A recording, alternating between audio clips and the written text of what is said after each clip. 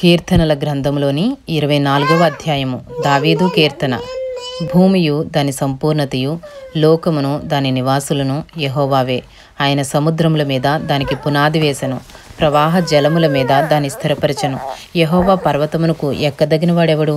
ఆయన పరిశుద్ధ స్థలములో నిలువదగిన వాడెవడు? వ్యర్థమైన దానియందు మనస్సు పెట్టకయు, కపటముగా ప్రమాణము చేయుకయు, నిర్దోషమైన చేతులను శుద్ధమైన హృదయమును కలిగియుండువాడే. వాడు యెహోవా వలన ఆశీర్వాదమునందును, తన రక్షకుడైన దేవుని వలన నీతిమత్వమునందును. ఆయనను ఆశ్రయించువారు, యాకోబు దేవా, నీ సన్నిధిని వెతుకువారు అట్టివారే.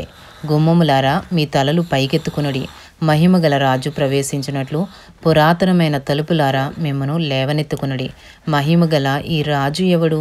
బల శౌర్యములు గల యెహోవా, యుద్ధశూరుడైన యెహోవా.